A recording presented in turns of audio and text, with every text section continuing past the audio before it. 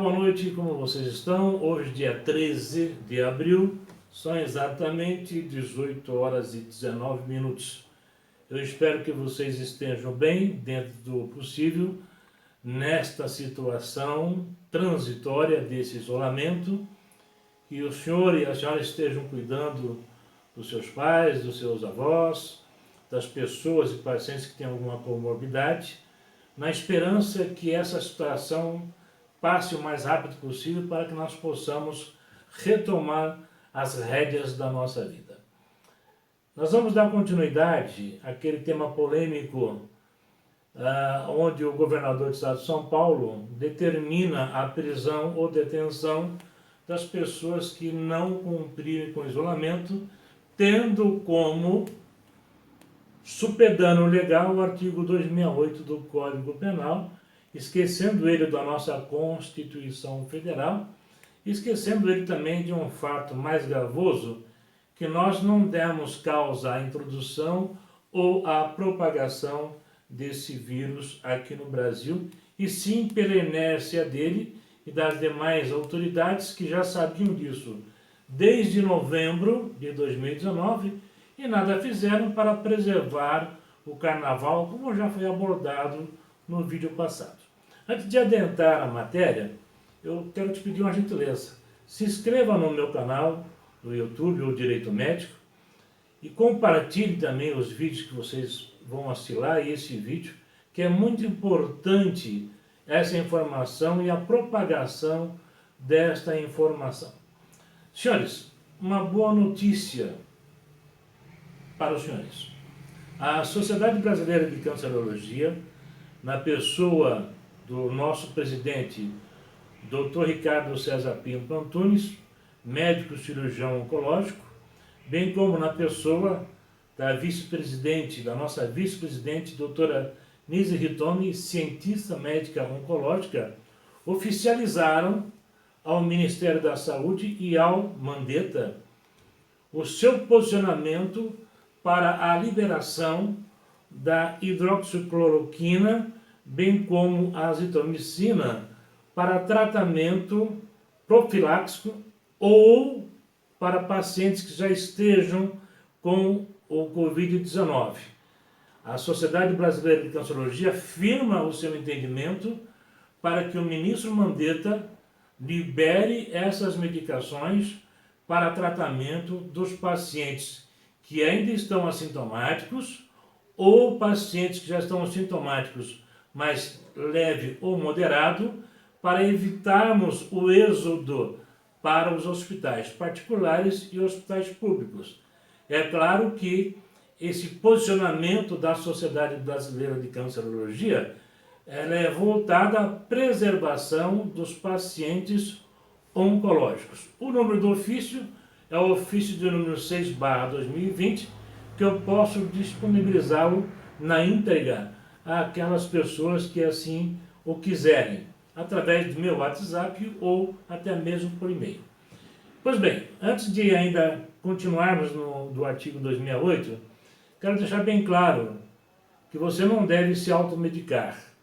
Você deve sempre estar assessorado por um médico ou um profissional da saúde para que ele prescreva essa terapia medicamentosa de forma segura para que você tenha os benefícios dessa terapia medicamentosa. Bom, vamos lá. Artigo 268 do Código Penal. Não é?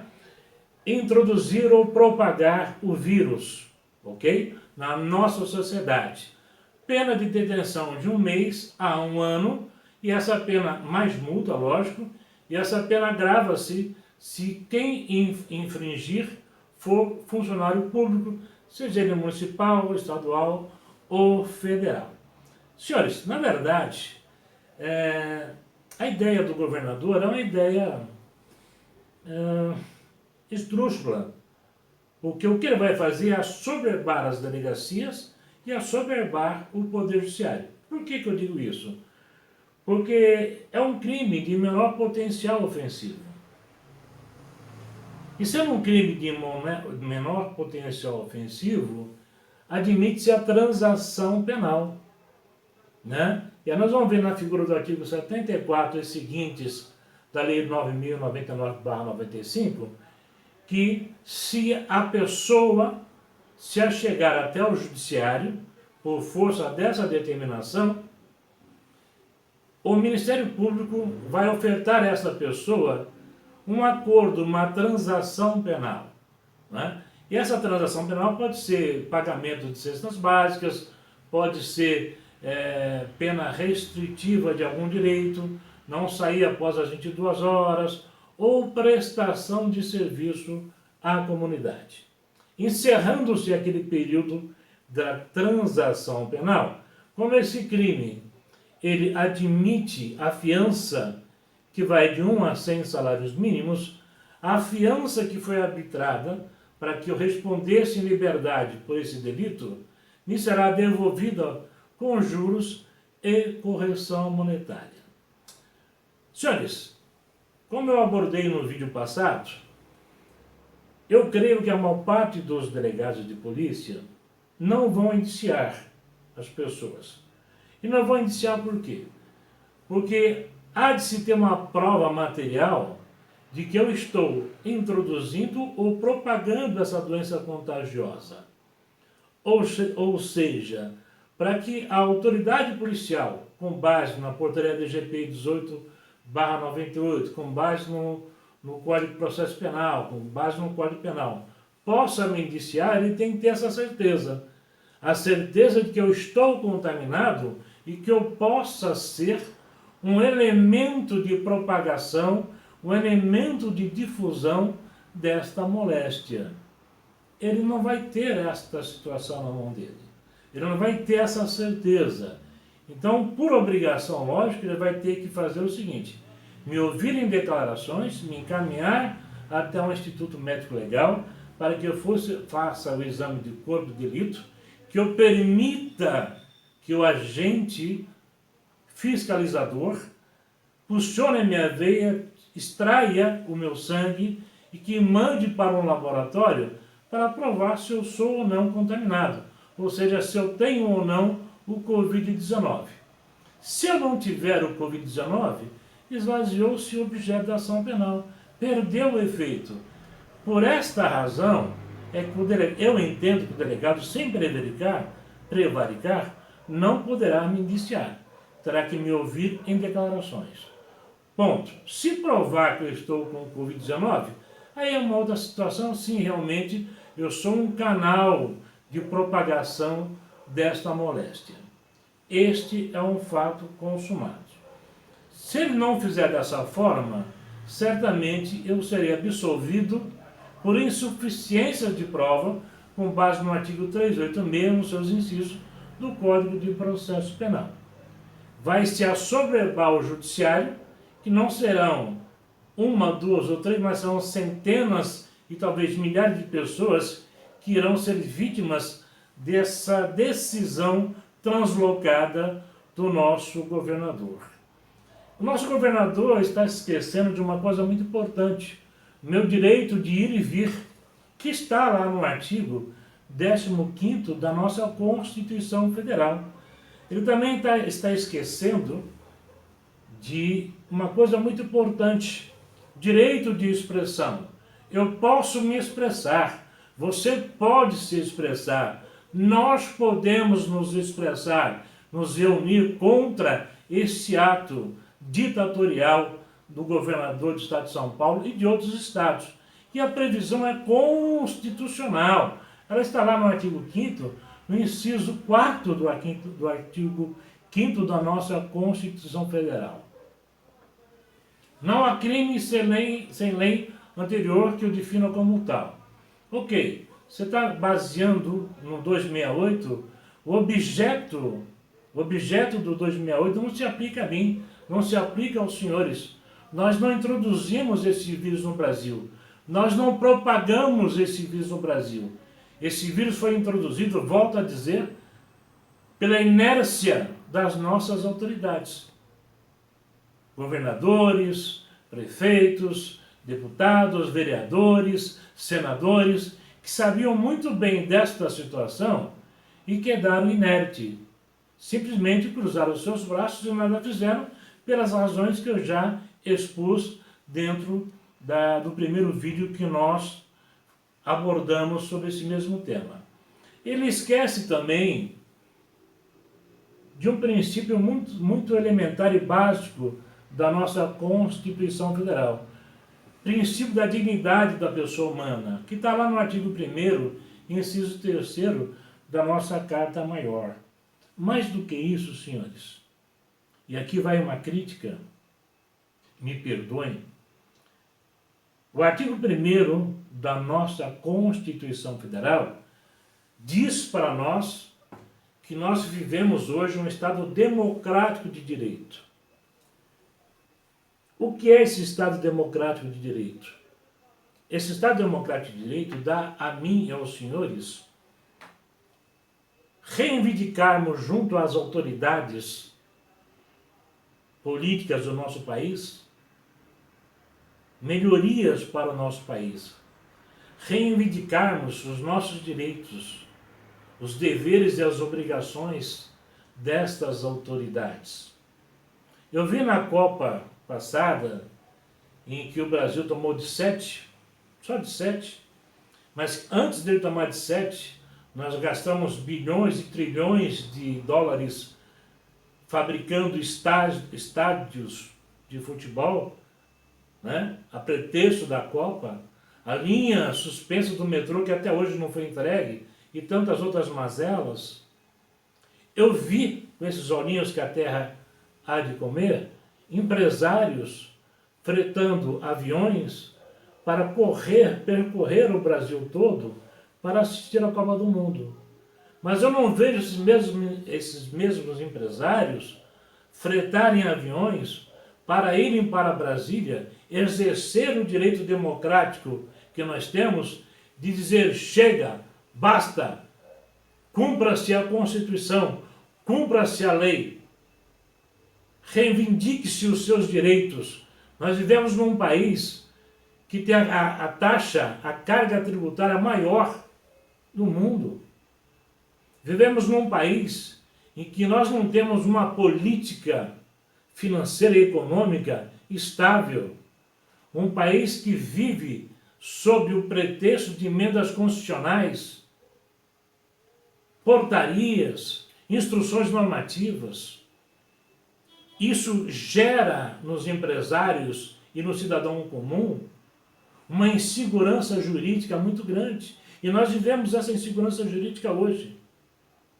Sermos obrigados a fechar as portas dos nossos comércios, a arcar com as despesas da folha de pagamento, por conta de algo que nós não cometemos. E que sim, quem trouxe e permitiu esse vírus entrar no Brasil, porque não se atentou para a fragilidade das nossas barreiras sanitárias, não foi eu, não foi os senhores. Foram as nossas autoridades. E nós não reivindicamos o nosso direito, mas podemos reivindicar o direito de locar um avião para assistir jogo de futebol, né? Que país é esse? Eu tenho certeza absoluta que o mundo e o Brasil vai se dividir em duas etapas. A primeira antes do Covid e a segunda depois do Covid. E eu espero que todos nós possamos evoluir para uma melhora, principalmente uma reflexão sobre o que nós vamos fazer no nosso futuro nas próximas eleições. Quem nós vamos colocar no poder novamente? Esses que estão aí?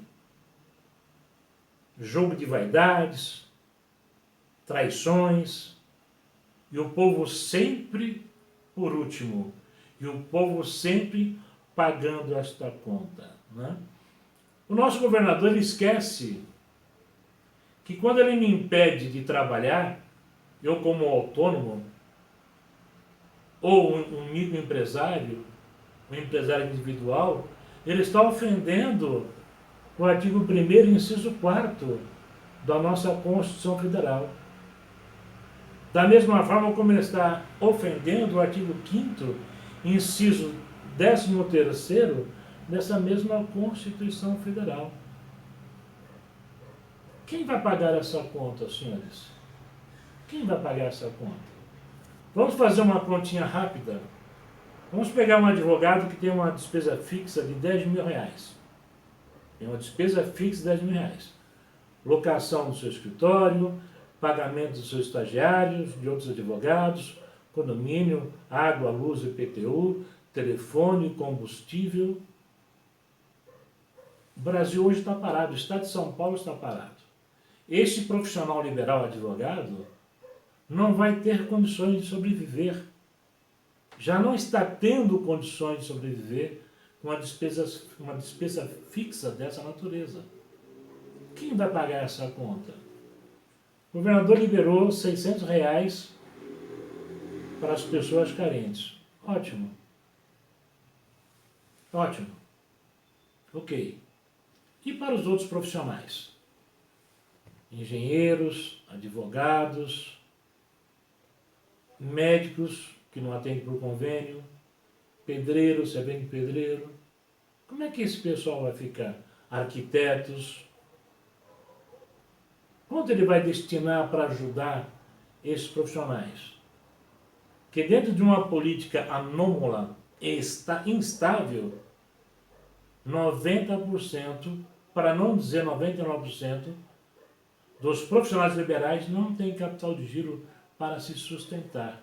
Ele vive do dia a dia do seu trabalho. O artigo 268 não se aplica a nós. Se aplica às autoridades que deixaram entrar esse vírus e propagar esse vírus no Brasil. Outro ato de covardia, senhores, foi essa demora na liberação da cloroquina mais azitromicina. Que graças a Deus hoje as instituições médicas estão se reunindo, oficializando o Ministério da Saúde para dizer: ei, libera esse protocolo medicamentoso para diminuir o êxito de pacientes indo para o hospital, tratando de forma profilática os pacientes que estão assintomáticos e tratando de forma intensiva os pacientes que estão hospitalizados. Para não só tentar salvar a vida desses pacientes, como devolver as rédeas das nossas vidas, os nossos direitos de ir e vir, o nosso direito de sair de casa para trabalhar, para trazer o sustento, o alimento para as nossas casas, para podermos pagar as nossas contas, para não sermos despejados, não perdermos o nosso bem imóvel, porque não pagamos a hipoteca, não perdemos o nosso carro, porque não pagamos o financiamento, não perdemos o nosso convênio médico e sermos mais um a perfilar na fila do SUS, do INSS, em busca, mendigando por atendimento médico hospitalar. Acorda, Brasil. Estado democrático de direito. Vamos lutar pelos nossos direitos. Eu brinco com os meus alunos, mas falando sério. Você se propõe a dar um curso num domingo o dia inteiro sobre uma matéria sobre direito médico, biodireito, bioética, administração hospitalar, ou uma matéria qualquer na área do direito. Você loca o espaço, você contrata o melhor buffet para levar um coffee break top A mais para esses alunos, para esses convidados. Você emite 200 convites. É gratuito, certificado. Você está gerando informação, para gerar formação acadêmica e profissional. De 200 convites, aparecem 20, 30 pessoas.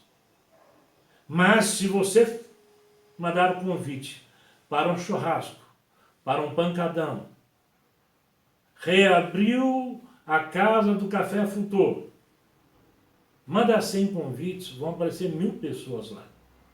Sabe por quê? Inversão de valores.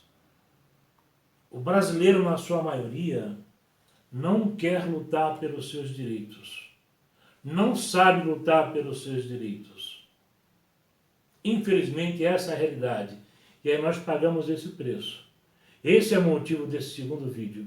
Levar a informação para os senhores que são leigos na área do direito, dizendo que os senhores têm o direito de ir e vir e que a atitude desse governador é uma atitude translocada.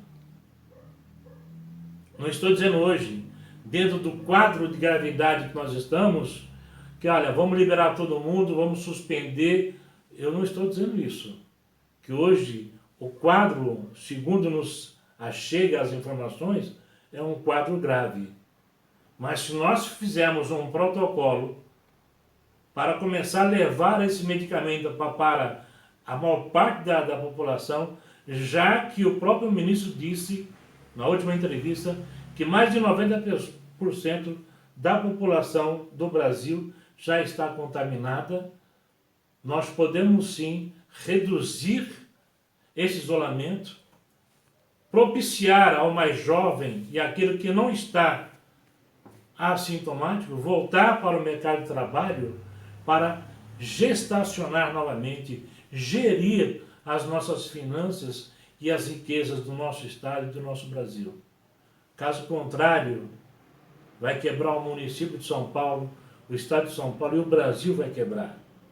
Para quem tem dinheiro, é simples. Isso aqui vai quebrar, eu pego o meu avião, pego a minha família e vou embora, vou para outro país. E os pobres? E a classe média? Consegue fazer isso? Não, não vai conseguir. E aí você vai ver que vai surgir uma nova Cracolândia. Só que é uma Cracolândia que não é de viciados, mas será composta pelas pessoas que foram despejadas, que perderam as suas casas porque não conseguiram pagar o financiamento, pessoas que perderam seus carros porque não conseguiram pagar o financiamento, pessoas que não puderam mais pagar o convênio médico porque perderam o seu poder aquisitivo.